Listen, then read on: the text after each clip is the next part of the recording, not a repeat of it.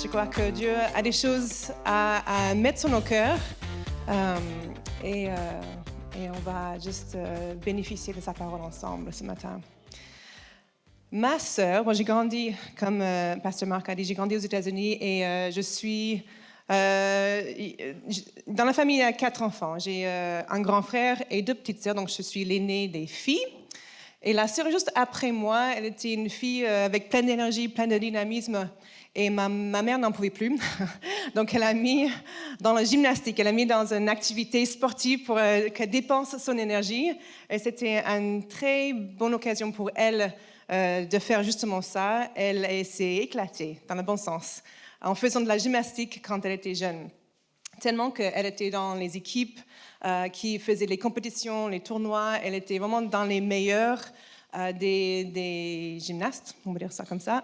Je vous préviens, comme il dit, je suis américaine, je fais encore des fautes, même si je suis en France depuis 17 ans. Donc parfois, j'écris tout ce que je veux dire, mais des fois, si je dérive, je dis « Oh, j'ai mal dit quelque chose, sûrement ». Donc si j'ai quelques fautes, du moment que c'est compréhensible, c'est ce qui se compte le plus. En tout cas, elle était très forte dans son équipe. Elle a eu quelques blessures qui ont fait qu'elle n'a pas pu vraiment continuer jusqu'à dans l'âge adulte, mais on dit, mais est-ce qu'elle va aller jusqu'à dans les Jeux olympiques? Qu'est-ce qu'elle va faire? Parce qu'elle était vraiment très forte dans le temps. Quand elle est arrivée au lycée, elle a décidé de quitter son activité avec la gymnastique pour rejoindre l'équipe des cheerleaders. Est-ce que vous voyez ce que c'est? C'est un peu les pom-pom girls, mais c'est pas juste pour les allez l'équipe. C'est pour faire des routines rythmiques, un mélange de danse, gymnastique justement, et d'autres, on va dire des chutes, on a des choses qu'on balance les personnes dans l'air et puis on fait des trucs un peu impressionnants. Et avec son arrière-plan dans la gymnastique, elle était un des plus forts dans son équipe avec les autres cheerleaders. Jusqu'au point où, après sa première année du lycée, aux États-Unis, le lycée c'est 4 ans, pas 3 comme ici en France. Après sa première année au lycée, elle était mise comme capitaine de l'équipe pour les 3 autres années de son temps au lycée. Ces années d'expérience dans la gymnastique quand elle était enfant, jusqu'à dans l'adolescence, a vraiment préparé les chemins pour qu'elle soit vraiment très forte dans le cheerleading aussi. On dit cheerleading, ça se va, c'est bon.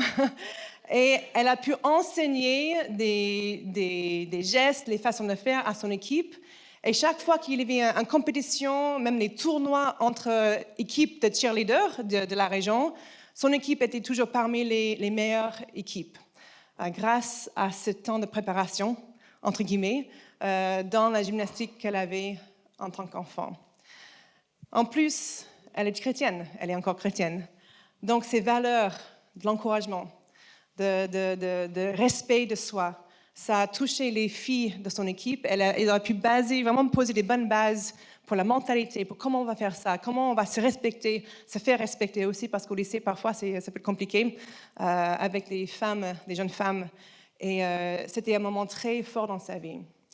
Même des années plus tard, après ses études, elle a pu travailler dans le même espace où elle a été elle-même enfant gymnaste pour qu'elle donne des cours. Elle était entraîneur pour les enfants pendant plusieurs années plus tard dans sa vie.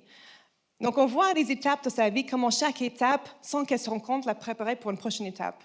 Et pendant des années, elle était impliquée dans ce sport. Et je crois que c'est quelque chose que Dieu fait assez régulièrement dans nos vies. Si je vais passer dans les rangs ici et laisser le micro, je pense qu'on entendrait plein d'histoires de personnes qui ont dit « Ouais, en fait, je vois comment une telle étape m'a préparé pour une telle étape et une telle expérience m'a préparé pour une telle expérience. » Et nos vies, c'est des choses que Dieu utilise pour nous préparer pour la suite. Même la parole de Dieu nous montre que c'est une tendance très récurrente depuis très, très longtemps. J'ai l'impression qu'un des actes préférés de Dieu, c'est de prendre nos expériences et les utiliser pour sa gloire. En plus, il utilise nos expériences pour nous positionner, pour avancer. Et c'est bien le titre de mon message ce matin, « Positionner pour avancer ». Si j'ai bien compris, c'est la fin de ce camp. On se lance dans l'automne, même s'il fait bien l'été encore ici, au sud. Il fait un peu plus automne de là d'où je viens. J'étais venue avec basket, avec manteau, tout ça. Il fallait enlever tout ça en arrivant ici en bas. Mais la fraîcheur viendra tôt ou tard, je crois, dans le sud, même ici. On voit que Dieu donne sens à nos vies, à nos expériences positives et négatives dans nos vies, en les utilisant pour nous préparer pour les choses qui sont devant nous. On va lire ensemble un bel exemple dans la parole de Dieu. Vous connaissez sûrement tous cette histoire. Dans le livre de 1 Samuel 17, nous avons l'histoire de David et Goliath. On ne va pas lire la partie de l'histoire que vous connaissez sûrement très bien, parce que ce qui nous intéresse ce matin, c'est la partie juste avant, le moment qui est bien connu. On va focaliser sur les quelques versets avant. Donc, pour donner un petit peu d'arrière-plan, je ne vais pas tout lire, ça prendra tout le temps, mais pour donner l'arrière-plan, dans le chapitre juste avant, 1 Samuel 16, avant la confrontation entre David et Goliath, les choses ne se passent pas bien avec le roi de ce moment, le roi Saül. Le prophète qui est là en ce moment, c'est Samuel. Et il sent que Dieu lui dit, va chez un homme qui s'appelle Isaïe. Je vais te montrer l'homme que je vais choisir pour remplacer Saül pour le prochain roi d'Israël. Donc il dit, il va chez lui à Bethléem. Samuel demande à Isaïe et ses fils de venir le voir, donc tout le monde se rassemble, les fils sont là, sur place, sauf un. Il y a un fils qui manque, c'est le dernier, c'est David. Où était David? Il était en train de s'occuper des bêtes, des petits brebis de son papa dans les champs. Personne n'a pensé à le prévenir. Dans leur tête, ce n'était pas nécessaire. Dans leur logique, on voit que clairement, c'était juste pas nécessaire. Le prophète n'aurait pas pu être intéressé dans le dernier, le plus jeune, le plus petit de tout le monde. Ça se trouve que David ne savait même pas ce qui se passait avec ses 7 autres frères et son père en ce moment. Il était là, dans les champs, il était bien, on imagine, avec les brebis. À un moment, quelqu'un l'appelle à venir. Donc, il doit laisser les animaux. Il vient là où il doit aller, et là, il trouve son papa, tous ses frères, et un homme étrange qu'il ne connaît pas. Et cet homme, il vient vers lui avec une flasque d'huile. Il déverse l'huile sur sa tête, sous les yeux sûrement choqués de tout le monde. Et David a dû se dire, mais qu'est-ce qui se passe? Qu'est-ce qui m'arrive en ce moment? L'onction de l'huile montre le choix de Dieu pour le prochain roi. Donc tout le monde a compris. C'est le plus petit, le dernier, qui a été choisi pour devenir le prochain roi d'Israël. Après ce moment, Samuel, il est rentré chez lui. Probablement, David est retourné avec les animaux et c'était la fin d'une journée un peu particulière pour David et pour la famille. Quelque temps plus tard, le roi Saül commence à souffrir de ce que certains théologiens aujourd'hui ils pensent ce qu'on appellerait dans notre époque aujourd'hui les crises de panique, les crises d'angoisse. Et il y a des conseillers qui étaient autour de lui qui veulent chercher quelqu'un qui peut venir jouer de la harpe, un petit peu de thérapie musicale pour que ça se passe mieux, pour calmer ses nerfs, pour qu'il se sente mieux. Donc, un des conseillers de Saül, il dit, en fait, j'ai déjà vu un jeune homme, David, jouer la harpe. Je pense que ça serait un bon choix. On va le faire venir. Donc, ils font venir encore David. Et à ce moment-là, il commence à entrer dans le service du roi. Il ne quitte pas complètement les brebis parce qu'il faisait maintenant les allers-retours entre le service du roi et le service des brebis. Le service du roi et le service des brebis. Les deux tâches très importantes. Même si aux yeux de l'être humain, on peut dire que l'un est plus important que l'autre. Tout ça, ça précède la confrontation entre David et Goliath. Donc un jour, les 3 frères aînés de David, ils partent avec l'armée de Saül, qui était toujours le roi en ce moment, parce qu'il y avait une confrontation, donc il part sur le front de la guerre pour se battre avec d'autres soldats d'Israël. Et après plus d'un mois, le papa David il commence à dire je voudrais bien avoir des nouvelles de mes fils, je veux savoir comment ça se passe. Donc il appelle David à venir, il donne des pains, des fromages C'était un bon français, je pense. Il est parti avec beaucoup de nourriture pour aller sur les fronts, donner des pains à ses frères, donner les fromages aux chefs, des commandants de l'armée pour prendre des nouvelles. Donc il arrive, et c'est là on va lire quelques versets dans cette histoire. 1 Samuel 17, versets juste 20 à 22 pour le moment. 1 Samuel 17, 20 à 22. Je lis de la version seconde 21. Donc David se lève le bon matin, il laisse les brebis à un gardien, il prit des affaires et partit comme Isaïe le lui avait ordonné. Lorsqu'il arriva au camp, l'armée était en marche pour se ranger en ordre de bataille et pousser des cris de guerre. Les Israélites et les Philistins se mirent en ordre de bataille, armée contre armée. On peut imaginer un peu la scène. David, il arrive, il confia les affaires qu'il transportait au gardien du matériel et courut vers les rangs de l'armée. Aussitôt arrivé, il demande à ses frères comment ils allaient. Ça me semble un peu étrange. Ils sont arrangés pour se confronter, armée contre armée, il y a les cris de guerre. Ah! Et puis David vient, comment ça se passe? Comment vous allez? Ça va bien? Vous avez faim? Vous avez quelque chose à manger?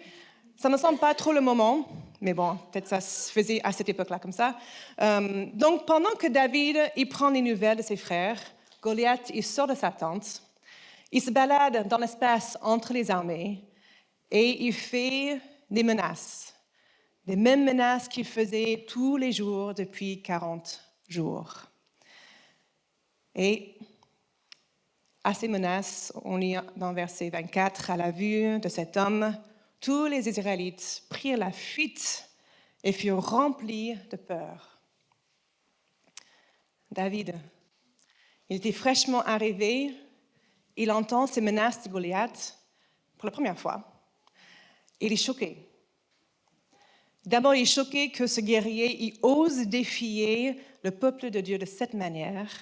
Il est aussi choqué que personne ne réagit pour arrêter ces menaces. Donc, il demande autour de lui, mais qu'est-ce qui se passe pour l'homme qui va faire taire cet homme? C'est pas possible qu'il continue comme ça. Il défie les armées d'Israël. C'est pas possible qu'il continue de cette manière. Donc, les hommes autour de lui, ils répondent à sa question. Voilà ce qui se passe pour l'homme qui arrive à battre Goliath. Et Saül, il apprend que David pose des questions.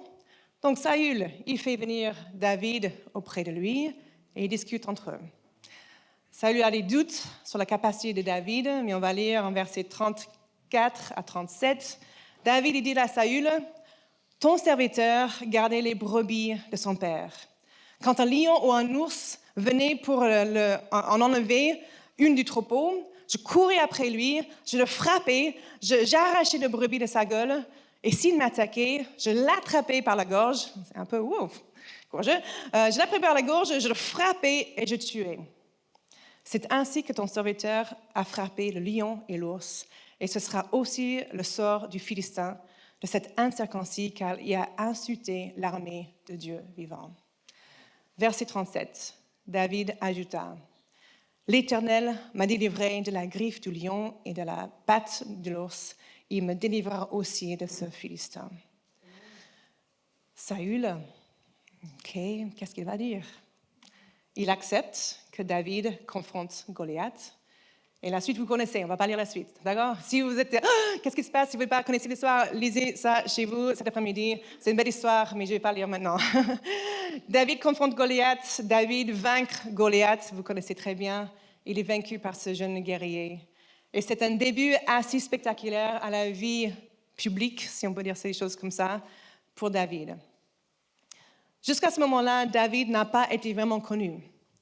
Il était berger, il prenait soin des brebis de son papa. Donc il avait une vie souvent en solitude avec les brebis, avec les bêtes.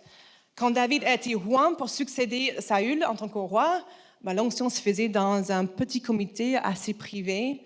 Donc il y avait peu de monde qui voyait, assez de témoins pour dire oui, on a vu ça, il était bien roi par le prophète Samuel, mais pas une grosse foule. Et le temps n'était même pas encore venu pour que David prenne cette responsabilité. Donc il était encore berger. Mais ce jour-là, David est propulsé dans une autre saison de sa vie. Pourquoi? Est-ce qu'il a cherché à devenir connu? Est-ce qu'il voulait être célèbre? Probablement, c'était très loin de sa pensée ou ses objectifs. Mais malgré tout ça, et avant la confrontation avec Goliath, David était positionné pour avancer. Est-ce qu'il s'est réveillé le matin pour dire je veux me positionner moi-même pour avancer dans la vie, donc je vais faire ça, et je pense que ça va aller, ça m'ouvre les portes, je vais réussir. Encore, on ne peut pas savoir, mais probablement pas. Ce que nous voyons, ce qu'on voit chez David, c'est un cœur humble d'un serviteur qui aime son Dieu, et aussi un jeune homme fidèle avec ce qu'on lui a confié. Service auprès des brebis, service auprès du roi. C'est pareil. C'était l'état du cœur de David et ses expériences en tant que berger qui l'ont positionné pour avancer. Nos expériences nous équipent pour avancer. Et notre relation avec Dieu va déterminer comment on va percevoir ces expériences. Parfois, on minimise nos expériences en croyant que c'était juste un petit moment compliqué, un petit défi, une situation pas évidente à vivre. Et ouf, c'est fini, merci, que c'est fini derrière moi. Je vais oublier ça. Et on est contente que les moments compliqués ou difficiles, les défis sont derrière. Mais ces expériences, ils ont de la valeur dans ces défis. Ils nous forgent, ils nous amènent à grandir et à voir Dieu se révéler dans nos vies. Je crois que vous êtes chacun, individuellement et ensemble en tant qu'Église, positionnés aujourd'hui pour avancer. Amen. Est-ce que vous voyez la valeur dans vos expériences passées? Je dis individuellement et en tant qu'Église. Est-ce que vous voyez la valeur de vos expériences passées? Est-ce que vous voyez comment les choses vous équipent pour ce que Dieu a en réserve juste devant vous aujourd'hui? Je suis convaincue que Dieu ne nous fait pas passer par certaines expériences pour rien. Il utilise, il rachète les expériences compliquées que nous avons traversées pour nous préparer pour une prochaine étape. Le moment où tu as perdu confiance parce que tu n'as pas réussi ton année. Le moment où tu as dû arrêter une certaine activité parce que ton état physique ou émotionnel ou financier n'a pas permis que tu puisses continuer. Le moment où toute ta vie a été bouleversée parce que tu as perdu un être cher. Le moment où, dans ton service pour Dieu, tu as perdu une certaine dynamique, peu importe la raison, et tu étais persuadé que c'était fini pour toi, etc., etc., etc. Dieu te prépare toujours pour la prochaine étape. Et il sait utiliser tes expériences, tes situations que tu traverses, encore positives et négatives, comme une arme en ta faveur. Il y a un détail très important à noter dans la confrontation entre David et Goliath. David a pu avoir une certaine perspective sur la situation parce qu'il était fraîchement arrivé des champs avec les brebis. Il venait directement d'un environnement où il était dans la solitude. Il n'avait que le bruit des brebis autour de lui. C'est assez petit, c'est mignon, c'est doux. Et puis, ses réflexions, ses pensées, et probablement des moments de communion avec Dieu. En arrivant sur le front de la bataille, il y avait une atmosphère de crainte, une atmosphère d'angoisse. C'était tendu. L'armée d'Israël était tenue, paralysée par les menaces et les paroles manipulatrices de Goliath. Tous les jours, depuis 40 jours, il entendait fla, fla, fla, fla, fla. Il jetait des menaces d'attaque contre Israël et on peut imaginer l'ambiance, un peu le ressenti qui régnait, qui s'était installé depuis 40 jours. Alors c'est un peu étrange aussi parce que c'était quand même l'armée d'Israël. C'est pas comme s'ils étaient nouveaux dans ce contexte de guerre, dans le contexte militaire. Ils connaissaient la guerre. Ils n'étaient pas sans expérience dans les confrontations contre d'autres personnes qui étaient adversaires, qui étaient puissants, qui auraient pu faire peur aussi. Mais c'est comme si dans ce contexte-là, il y avait une autre dynamique qui avait pris place. Et ils étaient bloqués. Vous avez déjà été dans un contexte, un lieu ou dans un groupe où il y avait des paroles soit critiques ou les paroles de désastre proclamées, répétées, affirmées encore et encore, soit dans un lieu de travail ou dans un contexte familial ou dans un groupe d'amis. Suffit qu'il y a une ou deux personnes dans un groupe qui croient et disent et répètent des paroles critiques ou négatives, accusatrices encore et encore, et l'atmosphère d'un groupe change et tout le monde est impacté. Pouf! Il y a une puissance dans les paroles qui sont répétées comme ça. Il y a de nombreuses études scientifiques et psychologiques qui montrent l'impact de la peur dans un groupe et comment les émotions sont contagieuses et facilement communiquées dans un groupe. Pour les Israélites, suffisait que quelques personnes réagissent fortement dans la crainte à ces menaces de Goliath et que personne ne contredise ces paroles, qu'on écoute. Peut-être on est convaincus nous-mêmes, petit, et puis ça fait écho et ça prend racine en nous. Et la peur était s'emparer sur toute l'armée en très peu de temps. Et tout le monde était bloqué, paralysé par la peur.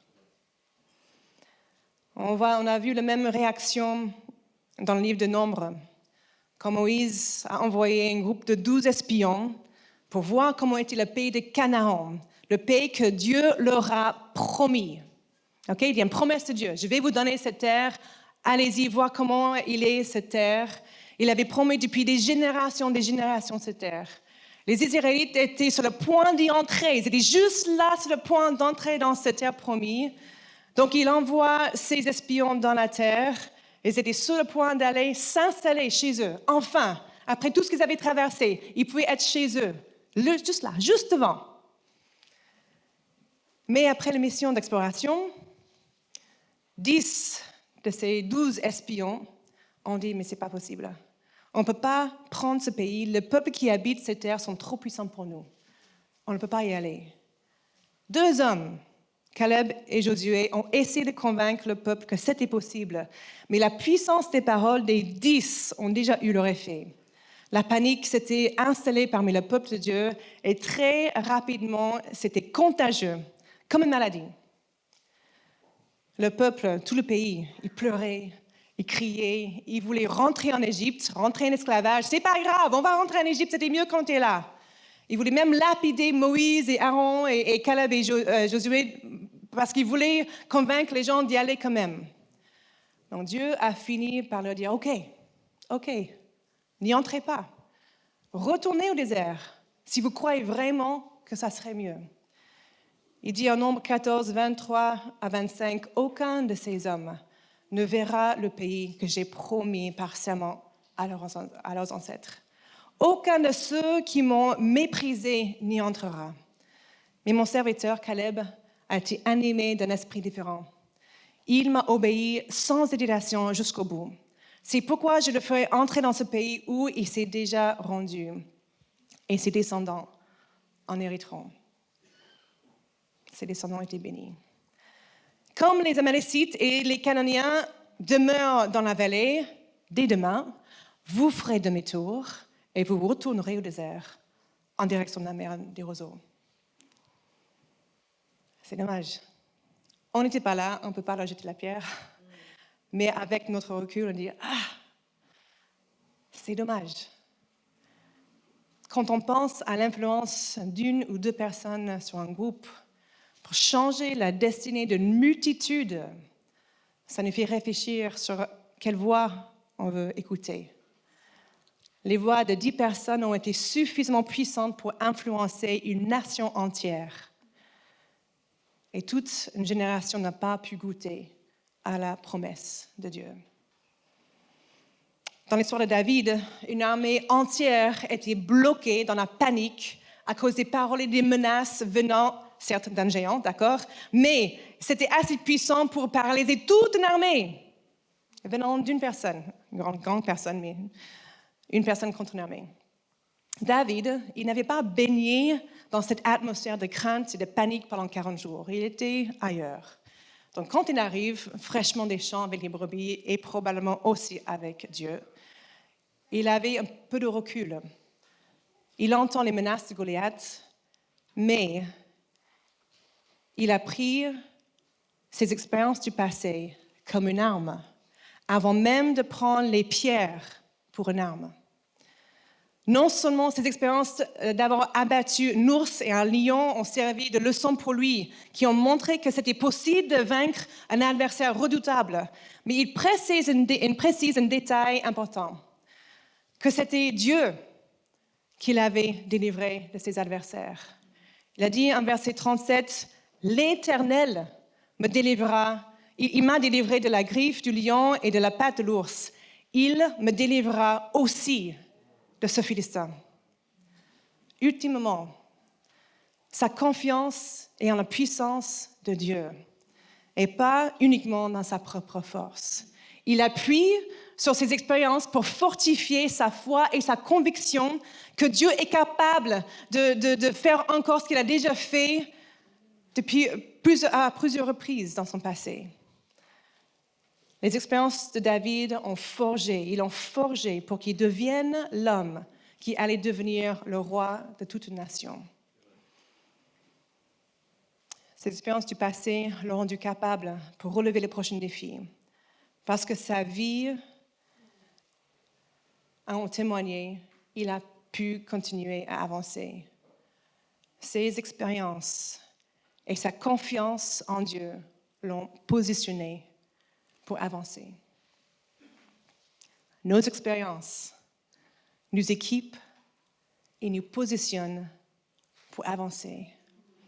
Et notre relation avec Dieu va déterminer comment on va prévoir, on va percevoir nos expériences. Notre relation avec Dieu va déterminer comment on va percevoir nos expériences. Et on dit tout ça. Je dois juste courtement dire quelques mots concernant le passé qui parfois doit être oublié ou au moins réglé pour pouvoir avancer. Alors que je crois que notre passé peut être très utile et doit être vu comme étant utile. Parfois, il peut présenter aussi un obstacle qu'on doit mettre derrière nous pour pouvoir avancer librement. Je prends pour exemple l'apôtre Paul. Il exprime sa passion de voir Christ agir à travers sa vie, avancer dans l'appel que Dieu a confié pour lui. C'est un homme avec un passé brillant, un bel passé, un beau passé, brillant en tout cas. Mais tous ces accomplissements et sa fierté auraient pu l'empêcher d'avancer dans la prochaine étape. On parle de ses accomplissements du passé, il explique tout ce qu'il a fait qu'il aurait pu utiliser comme être fier de lui. Et juste après ça, en Philippiens 3, 13, dans la version Parole vivante, il dit « Non, mes frères, je n'ai pas du tout l'impression d'être un homme arrivé. Je ne pense pas avoir achevé la conquête et remporté la victoire. » En gros, il dit « Je ne suis pas parfait, j'ai encore du chemin à faire, mais j'ai qu'une préoccupation. » Il y a une chose qui me prend dans mes pensées, que je vise pour moi. Une préoccupation. Et voici la différence entre l'histoire de Paul et l'histoire de David. Oublions le passé. Oublions le passé et le chemin parcouru. C'est-à-dire, oublions tout ce qui pourrait me faire croire que je suis un homme arrivé. Oublions tout ce qui pourrait dire que j'ai plein de mérites moi-même et que je pourrais être fier de moi-même. Oublions tout ça. Je tends de toute mon énergie, j'aime quand c'est traduit dans cette version, je tends de toute mon énergie et de tout mon être vers ce qui est devant moi. Je tends de tout mon être et de toute mon énergie vers ce qui est devant moi. Parce que j'ai dû oublier ce qui était passé. Paul avait une belle liste d'accomplissements pour un homme juif à l'époque. Entre son héritage familial, son éducation sous l'instruction d'un maître enseignant bien respecté, son obéissance à la lettre de la loi, son obéissance à Dieu, son zèle qui l'a poussé à persécuter les disciples de Jésus, même jusqu'à approuver la mort des disciples de Jésus. Il avait une belle liste d'accomplissements. Paul avait raison de dire qu'il pouvait mettre confiance dans ses accomplissements et dire, je suis un homme, moi-même, j'ai une liste, je suis un homme accompli. Je suis arrivé à mon objectif. Je peux maintenant me reposer dans la fierté de ce que j'ai fait dans ma vie, avec tout ce que j'ai fait dans le passé. Il avait tout ce dont un homme pourrait vouloir avoir dans sa vie en termes d'accomplissement personnel et de réussite. Mais pour lui, pour Paul, il a dit que ses expériences du passé, il les considérait comme des ordures, même des mots encore plus forts, comparés au bien suprême de connaître Jésus. Pour Paul, perdre sa réputation et oublier ses accomplissements du passé, c'était nécessaire pour saisir tout ce que Christ avait en réserve pour lui. Être positionné pour avancer dans ce cas voulait dire que Paul devait oublier son passé et tous ses mérites pour entrer dans l'appel de Dieu pour lui. Alors, je vais terminer avec ça. En faisant le bilan de ta vie, là où tu en es aujourd'hui, est-ce que tu sais utiliser ton passé et tes expériences comme une arme dans ta faveur? Est-ce que tu sais utiliser ton passé et tes expériences positives et négatives comme une arme en ta faveur? Ou est-ce qu'il y a des choses qui doivent être oubliées pour avancer?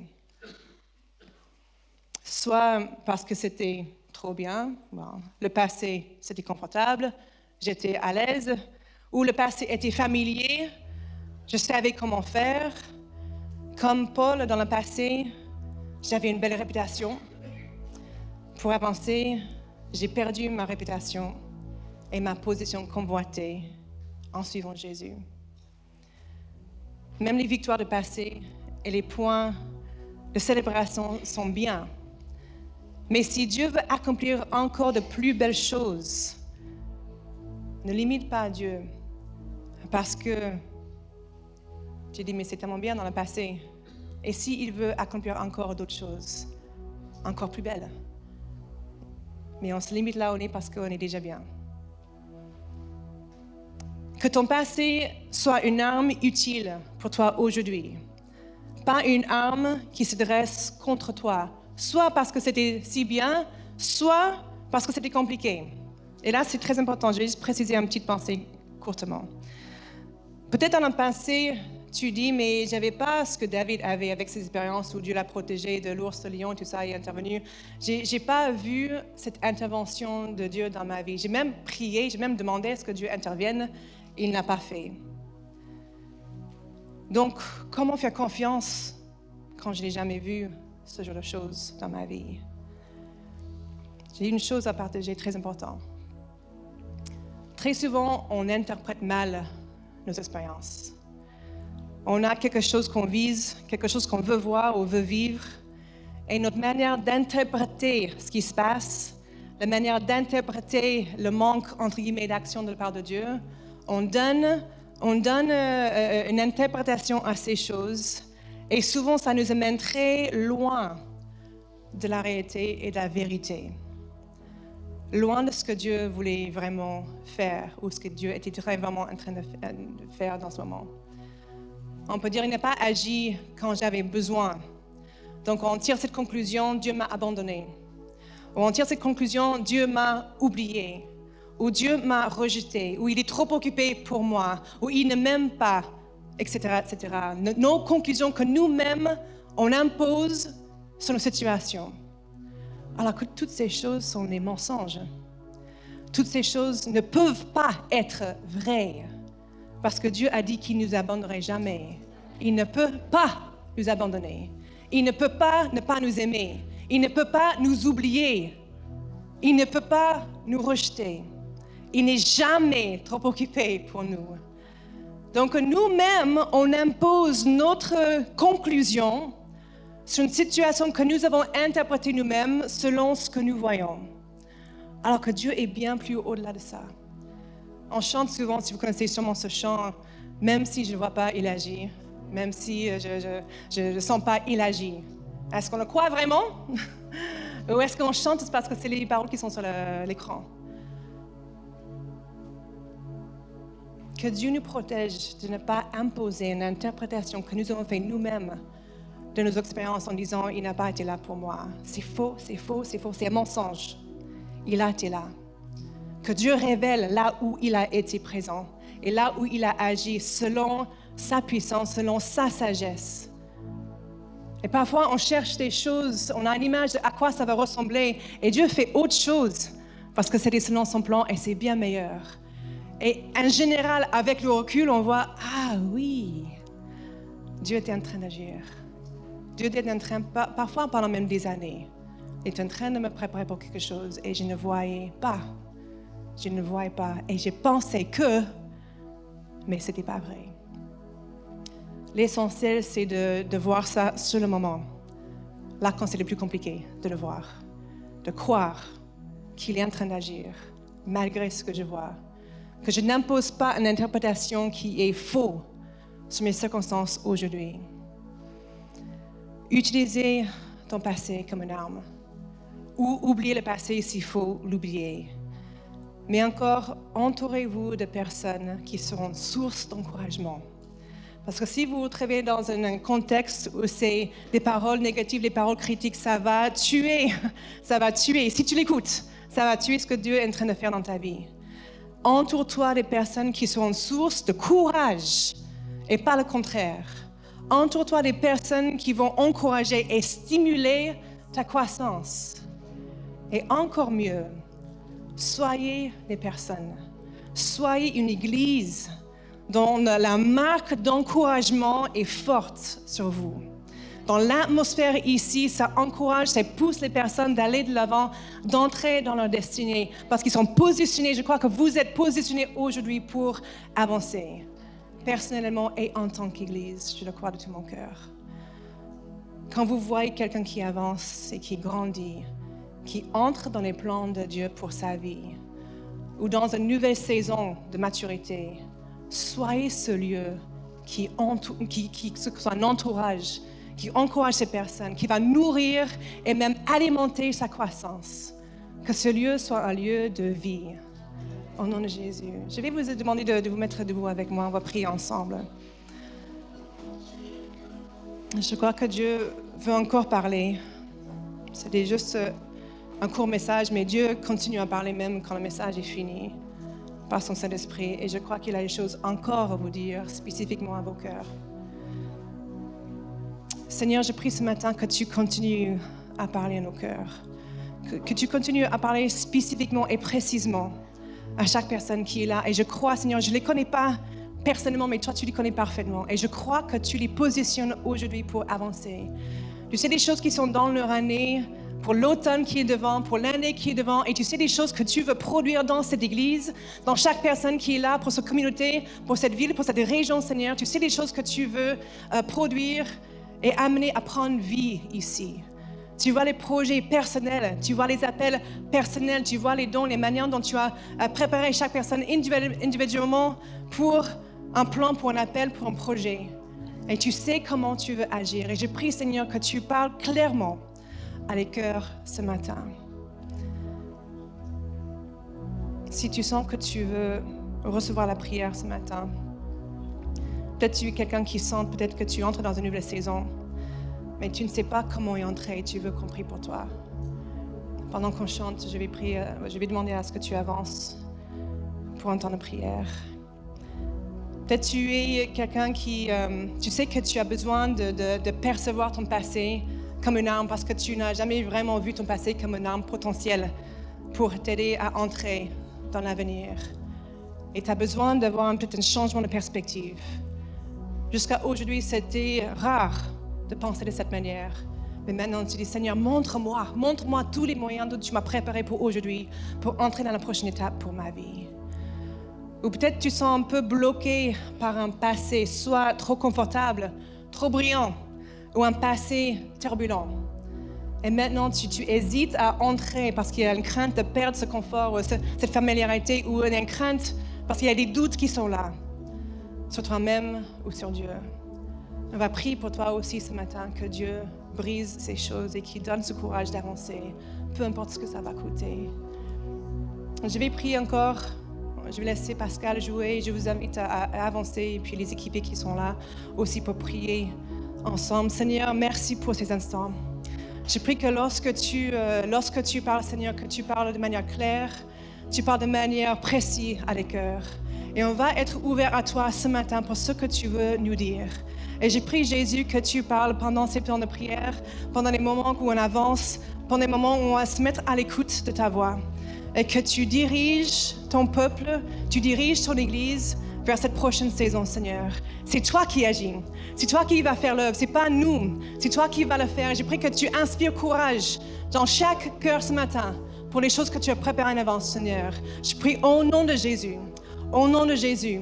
Que cette Église soit un lieu, un phare, une lumière qui te fera en sorte que tu sois vu, tu sois élevé, tu sois connu dans cette région, Seigneur.